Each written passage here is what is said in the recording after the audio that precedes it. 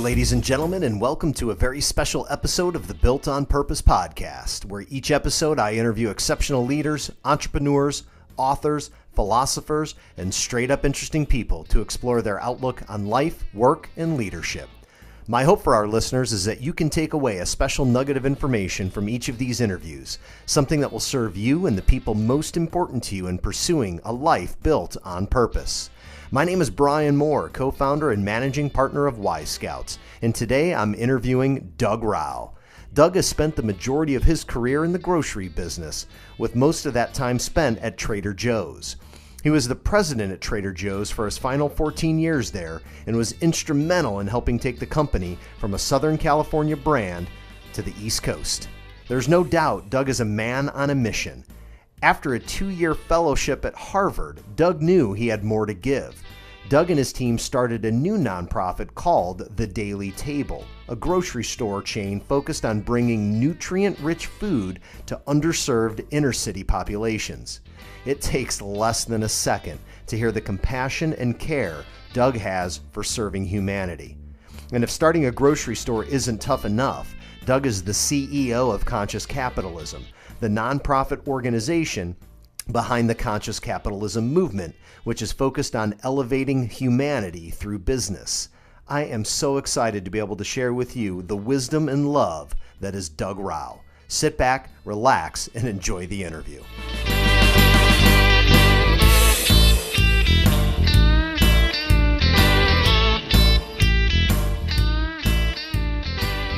Well, good morning, Doug. It is just a wonderful opportunity to be able to spend time with you and join us for this podcast. I know our listeners are very much looking forward to hearing more about you and your story. Much has been said about you in the news and all of the great things that you're doing. And with that, I want to jump right into talking about this new venture that you've this new journey of yours that started, I know, a few years ago, but if I'm not mistaken, the first Daily Table store opened up June of last year, if I'm not mistaken. And would love for you to share with us just a little bit about the Daily Table and what you're up to right now. Well, sure. Well, thanks, Brian. Well, it's great to be here. I had a long career with Trader Joe's, was there 31 years and spent 14 years as president. And when I graduated from Trader Joe's, because I'm not really a fan of retirement in the classical sense, so when I left, I told everyone this is a graduation party, not a retirement. So we're going to be celebrating, not talking about me as though I've died. I wasn't quite sure what I was going to be doing. I knew that I wanted to stay engaged with the world, and, put my experience and talents to probably some charitable or philanthropic or work in some way that would help bring value. And so what happened was, I sat on a number of boards and was engaged with that. When I heard about a fellowship that Harvard had just started, it was in the middle of its first year, called the Advanced Leadership Initiative. And the idea was it took people that were at the end of a career with 25 or so years of experience in senior management and helped them transition to tackling some social ills at scale, and that was kind of how they positioned it. And I looked at that and I said, that sounds interesting. What's that really mean? So the more I learned about it, the more I liked. And what I really particularly liked was that it was designed around taking these executives, whether they're in public or private, realm, and giving them the run of the university, whether it's, the law school, the school of public health, the business school, wherever it was, work with faculty, audit classes, work with students. And at the end of this fellowship, you have to stand and deliver in front of the faculty at Harvard and your cohort. What are you going to do about a problem? Not what did you learn, not, what paper you're going to write, but what are you going to do about this? Because the idea is we let you into this program, gave you the run of the university with the idea that you're going to take all this experience you've got and you're going to go put it to use, tackling a major social ill. So for me, I had no idea what I was going to do. And, I looked at a number of things, but what I came back to was long career in the food industry, really understand the food system fairly well. And I was getting these mailers in the mail from Feeding America, the big marketing arm of the larger food banks in America. Yeah. And it was saying that 1 in 6 Americans are hungry. And it just floored me. It's like, how can that be true? I mean, we're the richest nation in the history of the world in food production. So how can there be 1 in 6 Americans that are hungry? Well, like most things, you start to dive into it and you have some real learnings along the way. So one of my first learnings was that, hunger in America isn't like hunger that has been experienced, throughout human history. It's not a shortage of calories. It's a shortage of nutrients. And hence, obesity is the face of hunger in America. So we're getting enough calories, but they're empty calories. And we're not able to afford to eat the foods we should be eating, fruits and vegetables, dairy, proteins, things that are nutrient rich, due to economics. The good stuff. And yeah, the good stuff. And the problem is that particularly as you've got 1 in 6 Americans that are economically challenged. They're technically what are called food insecure, meaning that they make really bad nutritional decisions based upon their income, or they skip some meals. So I thought, well, then, look, we got the food, in America. What do we do to get this good food to people that need it? And so Daily Table's really designed around 2 other insights. One was that the standard nonprofit model is one where people get funding for delivery of their mission. And what that means is, it's a subtle but important distinction.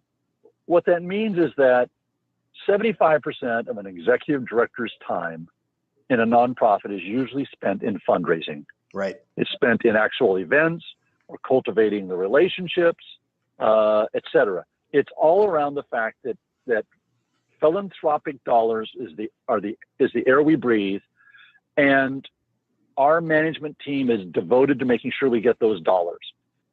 Then with those dollars, we now will utilize them and put them to use in our mission. Well, to me, it just seemed there's something fundamentally flawed in that from what I'll just call, capital efficiency model, which is that I know that, for instance, most businesses that are for-profit businesses, the marketplace would have punished them to the point where they probably would have disappeared if management's time was spent, 75% of it was spent not on running the business, right? Not on how to serve our customers or create better products or how to innovate. These are the things that the marketplace, it's tough enough when 100% of your time spent on that to compete and grow. I can't imagine if 25% of your time was spent on it. So sure. I said, there's just something flawed in this. I just don't want to create a business where 75% of our time is not spent on the actual business. So what Daily Table was designed around is creating a model that's a nonprofit, but gets funding by delivery of its mission instead of for delivery of its mission. And I'll talk about that in just a second, which is it came hand in hand within the third major insight, which came from both speaking with the head of Feeding America, Vicky Esquera at the time, and focus groups down here in the inner city in Boston.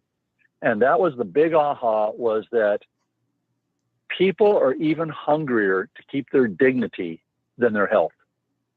That they will not shop somewhere where they feel, or they will not go and utilize a soup kitchen, a food pantry, even a food bank, if in any way they feel embarrassed, stigmatized, ashamed.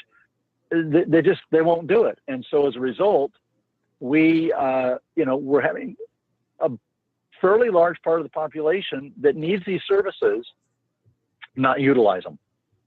So to me, retail has that advantage of, because the customer employs the power of the purse, they have the power. and people with power have dignity. So in a free marketplace of voluntary exchange, a retail setting, in other words, people choose you over somebody else. So you've got to earn their patronage every day. It gives them a sense of honor. So the idea with Daily Table is, how do we create, how do we create a sort of hunger relief healthcare agency that will masquerade as a retail store, so that when people come in to shop, they buy, you know, product, fruits and vegetables, and grab and go meals, and, you know, dairy and other groceries, but all of it at prices that they can afford on SNAP, or, you know, supplemental income food stamps, in other words. And they do it in an environment where they feel empowered. So Daily Table is really this experiment to see if we made food that was tasty and delicious and nutritional, economically agnostic to, you know, the other options that they have in the neighborhood that are less nutritious, putting it nicely, would they choose it? And would they feel that in a shopping environment that this was something they could come and do and not feel embarrassed by? So we're 10 months in, just about, and I'm happy to say the response of the community has been overwhelmingly positive. It has, we had, in the last 6 weeks or so, I think we've had 3 record sales weeks, and the ones that weren't were very close to it. We've had record sales counts, our average transactions up, which matters because the community we're serving is economically challenged. And since we opened, our average transaction size has gone up 65%, which means that this is a community that doesn't have disposable income for food. When they buy it, they eat it because they can't afford to waste it. Right. So we're becoming a larger part of their diet. That's the critical thing. There's not a single item we carry in the store that doesn't meet tough nutritional guidelines. For instance, we don't carry orange juice. Why? Because our nutritional task force, set of the world-class group of medical education experts here in Boston, Harvard School of Public Health and Children's Hospital and Boston Medical Center, et cetera, have said orange juice is just like soda. It's just sugar with a little vitamin C. If you really want it, eat an orange, but it's all sugar, no fiber. It actually, the body won't metabolize it, store it as fat because it can't handle that much sugar hitting the system at once, and hence, you know, rise in obesity by sugar infused, you know, whether it's potatoes, white flour, or just straight sugar. Our bodies take these and can only handle so much of it before it has to store it in the liver as fat. And so we don't carry it. We only carry those food items that will move you forward nutritionally. So anyway, that's what Daily Table is all about in a nutshell. There's a lot of other factors that go into it, and a lot of learnings about what are the differences between a nonprofit and a for-profit, and what that means in a community. But that's the essence of it. Well, thank you for that. I want to get back to that, but I want to touch on something you said that I think is pretty profound, and that is the experience, the fellowship at Harvard, and standing in front of the faculty and them challenging all of those who went through the fellowship program. What are you going to do? Really capitalizes on this mindset of, if you're going to take the time and learn all of this and explore and have run of the campus as you had and learn all of this, to do nothing with it would be like not learning it at all. And so that challenge of what are you going to do, I just find so powerful, and congratulations on accepting the challenge and doing something very powerful with it.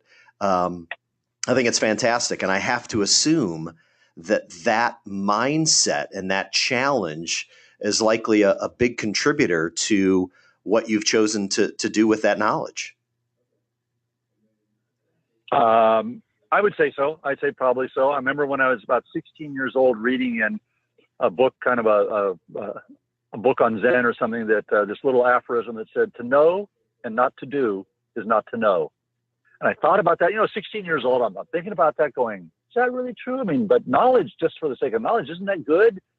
But there was something in it that really struck me as, yeah, but to know, but not to then have it integrated into our being, into our action, is just the same as not knowing it. What's the difference? Yep. And it just has stuck with me as one of those sort of truisms of a dilemma. You know, it's kind of a paradox in a way, because knowledge is power, but only if we then put it to use. Yep. And so I would say that, yeah, in this case with the Harvard program, to me, it was from the very beginning what attracted me to it. And I thought the power of it was that action orientation of an expectation that you're going to do something here. As you spent that time at Harvard, obviously not everybody has had an opportunity to spend time there. What was the most surprising revelation, most surprising experience? What was most surprising about spending time at Harvard? Yeah, I would say, in all honesty, it had been a while since I'd spent a lot of time with students. I'd say that now this goes back 6 years now. This was in January of 2010 that I started this program. That my coming face to face with what now is a truism we all sort of know, but I hadn't really experienced it or read that much about it, was that millennials today, and that's mostly who's in school right now, particularly in graduate, like business school and stuff like that. Right. They're what I like to call practical idealists. They have the same sort of idealism that I had in the 60s about change the world, but they're much more practical about it. They really understand that yes, they want to do well, they want to do good, but they want to do well also. That they want to go get a job, but they want that job to be meaningful. They want it to be a positive contributor to society. It's not just enough that it's going to get them a high income. Now, I know that this is a broad generalization, but I would say that as a general class, I was astonished that Harvard Business School, which is one of the bastions of, where investment, business and capital, a lot of people think, a lot of the seeds of the problem we faced in the Great Recession came out of this sort of ideology, that in that school, that the social enterprise conference was one of the most powerful and exciting things happening that year. And this was about people that were going into, whether it's for-profit or nonprofit, things that would be impactful to society. So one of the big surprises was that I was with people that really cared about making a difference in the world, not just, furthering their career. That's fantastic. Just great. The sell by or best by dates that are printed on the foods we buy from our supermarkets and grocery stores. What have you learned about those dates and how that has impacted consumers' perception of food? Yeah, it's a great question. And it's one that, in all honesty, not 1 in 100 Americans really understand. I think most Americans, I'd say my kids, and it doesn't matter if you're educated or uneducated, if you're rich or you're poor, most of us look at a sell-by date and think, I don't know if it's safe to eat it past that. If it's at its sell-by or best-by date, I'm throwing it out after that. And the reality is, if you even look at the actual terminology, you realize that doesn't really make much sense. If I'm a retailer and I'm willing to sell you this product on this day, I don't expect you to run home and drink the gallon of milk that day. Right. But yet, we as consumers, we as customers, have nothing else to guide us. So we have had this default of falling back to, and it also comes around just a general sense of, I don't know if my food system is safe. I mean, we don't trust water in America anymore. Sure. One of the crazy things, I remember when bottled water was first presented, Evian was first presented to me as a buyer at Trader Joe's back in the early 80s. And we took it to a taste. I remember just laughing, going, do these people, I mean, I don't know about France, but do they know the water's safe to drink in America? I mean, it's like, who on earth would buy bottled water in a plastic bottle, spend all this money on it, and get it right out of any tap in America safe. Was I wrong? I mean, wow.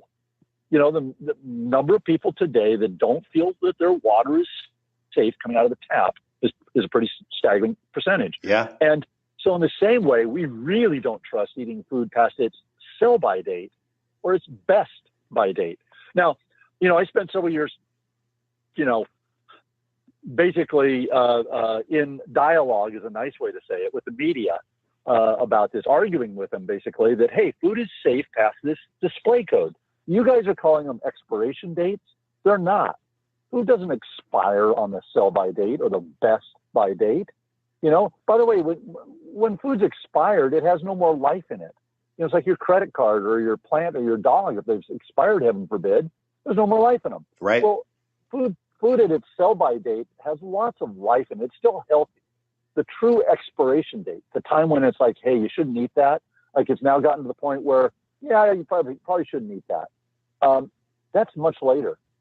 And businesses give customers a large and conservative window to use product up for the very reason that they don't want them to have a negative experience, because one, they might get sued, or two, their brand will take a hit, right? Like, don't go there. Their products, I don't know, I didn't feel so good after I ate that. It didn't taste so good. So Harvard and the National Resource Defense Council, I got the Harvard director of their food law and policy clinic at Harvard Law School interested in this subject. They did a very deep dive on this, a 40-page document, very well researched, called The Dating Game. And anyone that's interested in this subject ought to Google NRDC and The Dating Game. And what you'll get is a 40-page document, but the NRDC website also has an executive brief. It's like 3 pages. It kind of summarizes the whole thing. And here I'll put it all in one elevator sentence. There is no relationship between display codes and when a food is actually bad. Display codes are at best peak flavor, at best. So we are throwing out millions of pounds of perfectly good food, all because we have put code dates on that we don't understand, that are really about product rotation for a store and from a manufacturer. And by the way, the vast majority of them, when I started in the grocery business in the 70s, there were no open code dates on the vast majority of these products. So the 40%, this all came later on. Yeah. So the 40% of food, roughly, I think is the data point of food that is wasted, that is thrown out annually in the United States.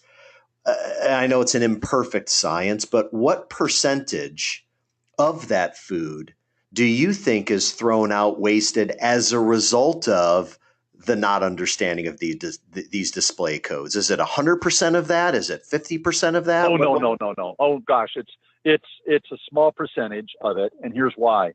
Food waste in America is like a barbell in a graph. There's a lot of it that occurs at the farm and in the fields and the manufacturing. And there's a lot of it that occurs in our houses. It turns out the average home usually wastes about 20% of what they buy. Okay. And then when people hear that, they go, oh, no, that's not me. I mean, I'm really frugal. But then you go and you research, and researchers have followed, and they find out, well, you know, you cut off the ends of the zucchini, you cut off far too much of the lettuce at the end, and that leftover you thought you were going to, but then you forgot you were going out to dinner, so you don't know, and you throw it out. Right. You end up at the end of the day that most of us, on average, waste 20-25% of what we buy. This is staggering. It's like leaving 1 out of every 5 grocery bags at the store and just forgetting about it. You paid for it, but you just left it there. And so, and then it's about the same sort of situation you've got at the fields.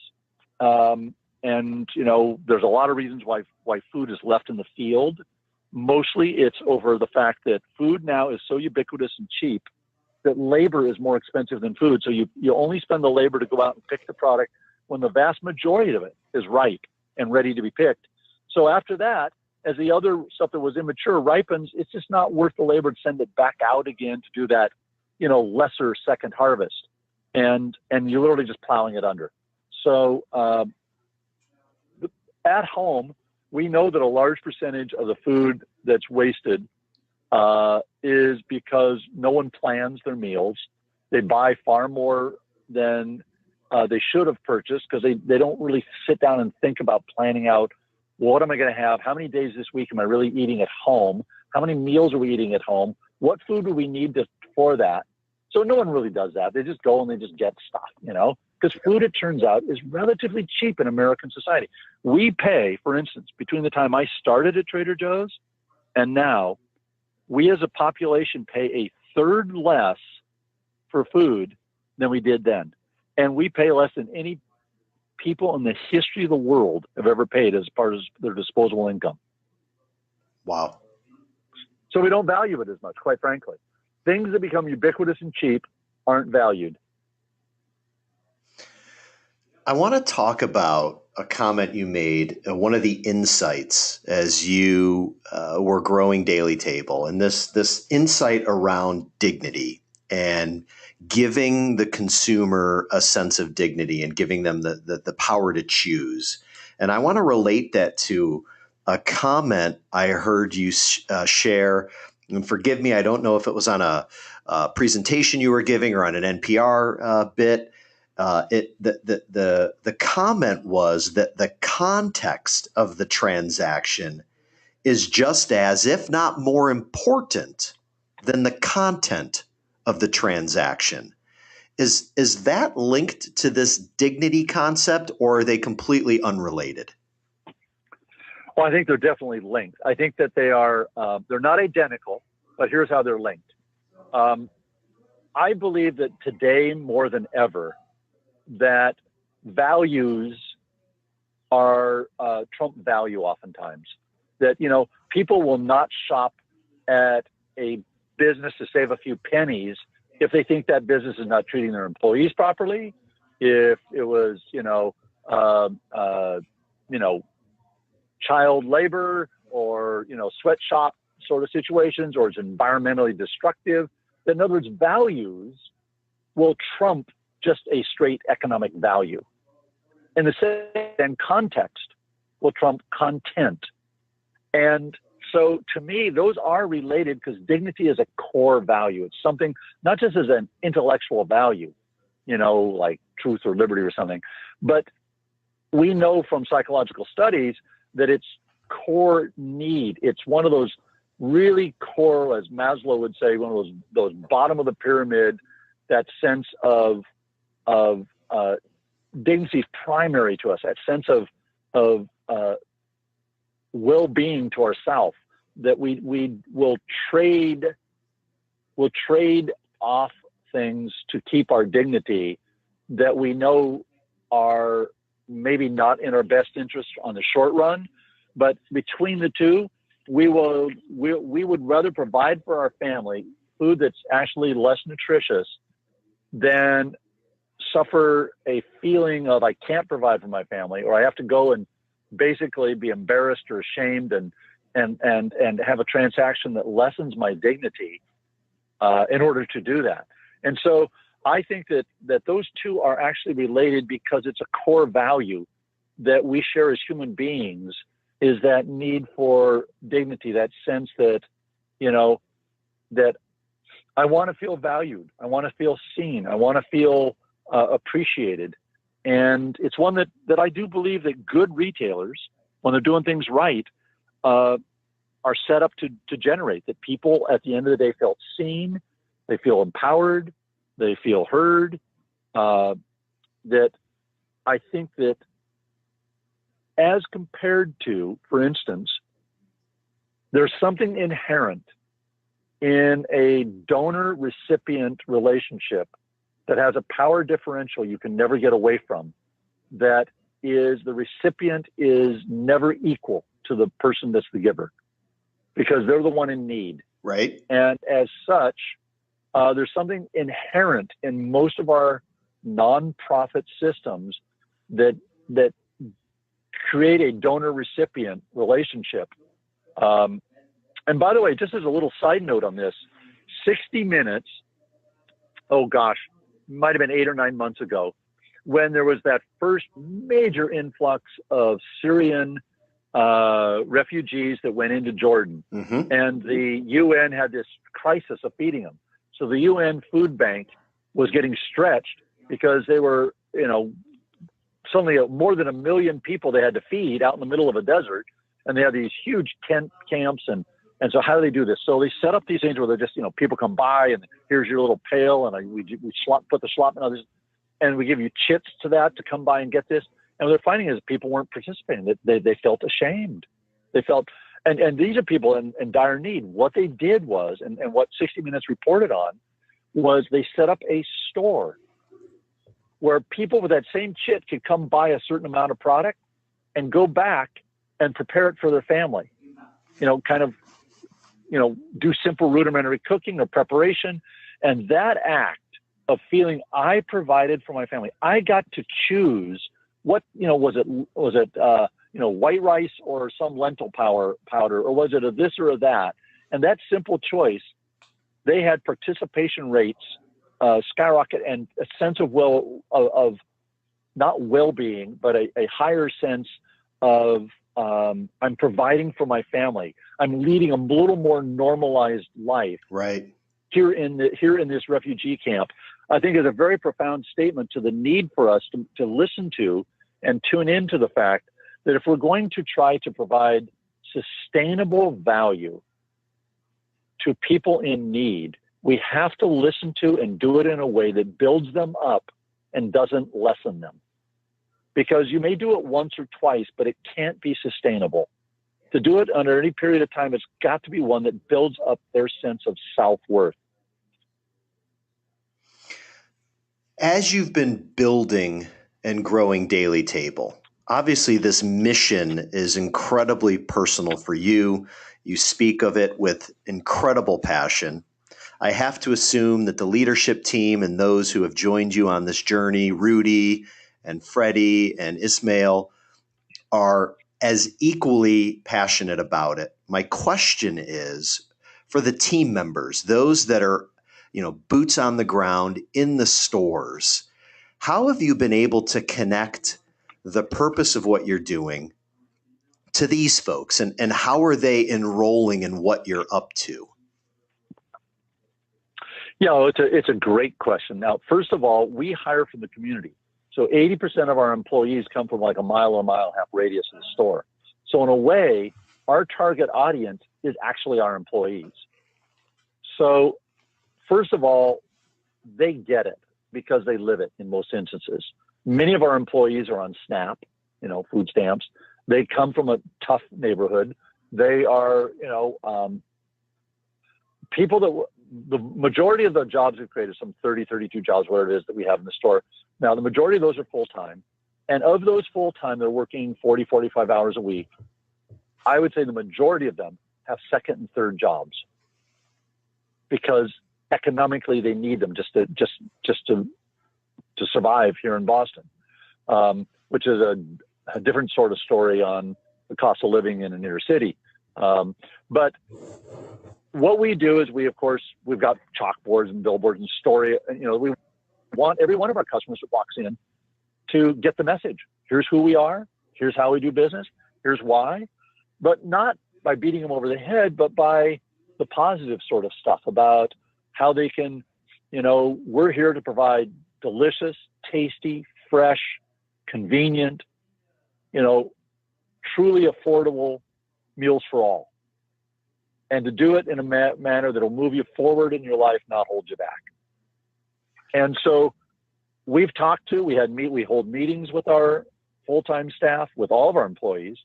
We'll have regular meetings where we talk about the mission, where we ask them to challenge us on where is it we're not living up to our mission? Where is it that, things on the chalkboard, if we're not careful, get glossed over, and are we living that? Because the real question is the mission alive in our culture? And because culture is that unique DNA that every organization has that is your signature. And if our mission isn't alive in our culture, then our mission isn't alive. Then we're not living it. And so it's really important to us to do cultural checks, as well as just, if you ask somebody, hey, what's our mission? And they can repeat it, that's a nice step. That's good. Put it in their own words, but, that could be it. But then the next question is, and where is it you feel that we're best living it? And where is it you feel we got room for improvement? If you were king for the day, what change would you make to have us better live that mission? And these are the questions we like to engage our staff with, because, my opinion about success is it's not people at the top, can they repeat it, but, the newest employee at the lowest pay level, do they feel it? Do they live it? If the answer is yes, I regard that as success. What's one of the, I have to, over the last 10 months or so, and even previous to the store opening, there's probably been some amazing stories, some lives changed, families impacted in a positive way. What's share with us one that has stuck with you, one of the great ones up till now, and I'm sure they're all great. Well, I guess, I'll just go to a customer story, which is that, we had only been open a couple of weeks, and a lady came into the store, and she came into the store, and she burst into tears and just started crying, and one of our store personnel came over and said, "Oh dear, what's the matter?" I said, "Can I help you? Is there something we can do to make it right?" She goes, No, you don't understand. I can afford this food. Wow. I can afford this food. This is the first time I've been in a grocery store where I can afford what I should be eating. I'm diabetic. I can't eat the foods my doctors say I need to eat to stay alive. My kids are pre-diabetic. They're going to walk down the same road I've walked down if we can't do something. We have not been able to buy the foods we should be eating because we can't afford them. Wow. I now can. Wow. And, it was one of those goosebump moments where you just went, oh my God, this made it all worthwhile. Absolutely. Wow. And I will say, I just said a little more upbeat, though I regard that as upbeat, but in a little different way. So we, for instance, we go up to the produce market, the big main hub where all the produce companies come, and we'll get there like 9 o'clock at the end of their day, and we'll often collect the product that they had that they couldn't sell. Still perfectly good product. They would have been happy to sell it to a supermarket, an hour earlier, but it's left over and they can't hold it till the next day, like if it's raspberries or blackberries or something.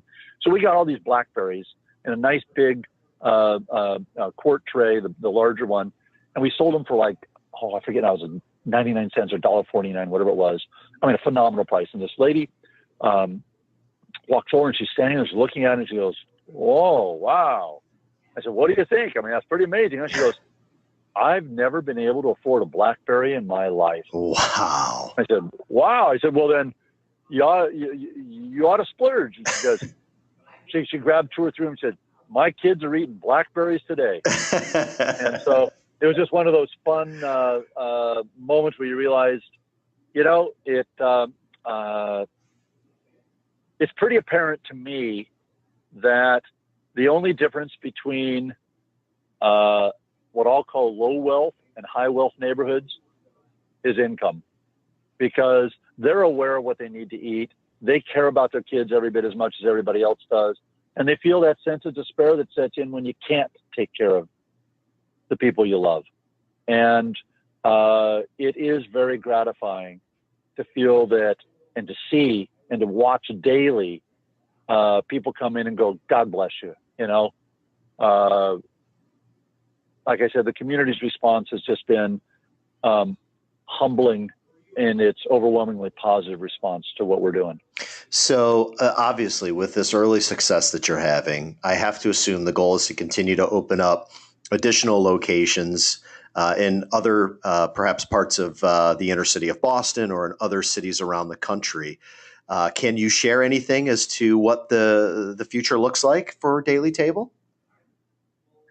Yeah, certainly. Well, obviously you do a proof of concept. You kind of get the pilot up. You want to iron the bugs out and get the kinks worked out as best you can, so you don't just simply multiply those as you expand. Right. And so we're, and with the understanding they'll never be worked all the way out, but because that's the nature of the marketplace. But we are right now actively looking and seeking a second site here in Boston, and we hope to have that open, by early fall. And we will, then look at, a second metropolitan area to go into in the United States. And we've had, probably without exaggeration, about 500 inquiries from different cities, communities, and towns around America that have read about or heard about this and have said, we need one of these. What do we do to get you here? Everything from councilmen in San Francisco to the mayor office in Los Angeles to, Detroit and Baton Rouge and some of the other areas that are maybe more obvious, but little smaller communities too, that just, hey, how on earth do we get you to this small community? And the answer is unfortunate that, the need is tremendous. Our ability to grow will depend upon, we need funding for that initial growth. We certainly hope, if our model is set right, that with a runway to get up in the community and get sales and have people be aware of you, that you get to a break-even point where each individual store more or less becomes self-sustaining. Right. And if it even gets close to that, it will be, like the Holy Grail, because there's not another hunger relief agency in America that is anything near self-sustaining on its own revenue. I mean, they're certainly sustaining on the philanthropic charitable donations they get, but because they run off of charity and philanthropy, they're not scalable, because you can't do a 2x, 5x, 10x of the locations if it takes the same 5 or 10x of annual giving. So Daily Table is designed around, how do we break that? How do we maybe create a market-driven, business-run nonprofit that gets to a break-even point by delivering, great values? And the reason that the secret to it is, of course, you get your cost of goods down by recovering food that would have been wasted. Yep, absolutely. So if you can get your cost of goods sold down low enough, then you'll be able to, break even on the revenue, even though you're charging so little for it. So, for us, our idea is to, right now look toward a second site here in Boston, and then hope that early to mid next year, we'll be looking at a second major metropolitan area to go into that would basically validate that Daily Table doesn't work just in Boston, but would also work in New York or Chicago, Detroit, or LA, or San Francisco, or wherever. Well, I know we only have a few minutes left, and I don't want to minimize some additional impact that you're having in the world, as if, what you're doing with Daily Table isn't enough. You're also the CEO of Conscious Capitalism, and a movement that has, in my opinion, a tremendous impact, has had a tremendous impact, and will continue to impact the future of capitalism as one of the greatest, if not the greatest, socioeconomic system the human race has ever come up with. How is it that you are able to continue to persist, to do things like Daily Table, to be a founding another grocery store chain, and to also have time to serve as the CEO of this Conscious Capitalism group, it's just awe-inspiring. How do you do all this, Doug? Well, first of all, I will say that because it is a demanding job at Daily Table, and because Conscious Capitalism deserves and is a demanding job and is a growing movement and a growing organization, I'm honored that we are actually adding a co-CEO who will be working full time. Because I've been from the very beginning stated I can only work part time with my role at Conscious Capitalism, which was appropriate till now, because the organization has other staff and employees, and my role in guiding and helping get the board's direction implemented wasn't a full-time job, though it some weeks it was and other weeks it wasn't. I'm very excited over a co-CEO role where I get to continue to work, 15, 20 hours a week on average. And, I probably put in about 30 hours a week with Daily Table. So I flunked retirement entirely.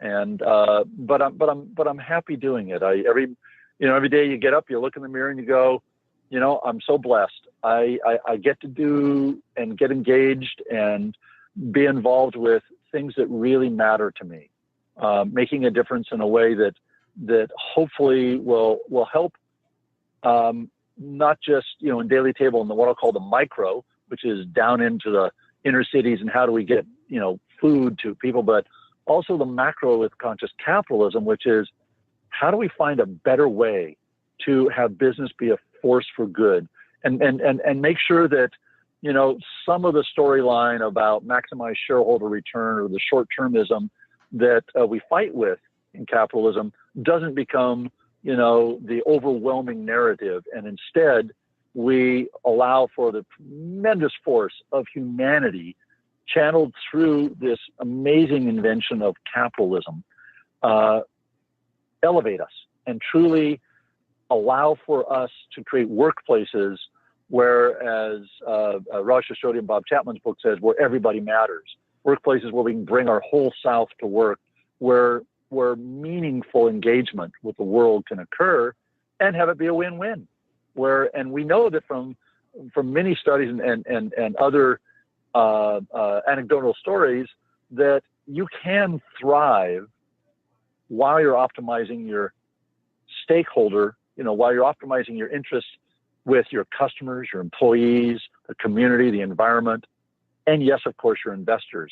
And that actually you get a higher return when you have, raving fans and engaged employees and communities that love you, because your marketing costs drop, your productivity skyrockets, et cetera. So that, you end up with win-wins. You end up with truly virtuous cycles and circles instead of vicious ones.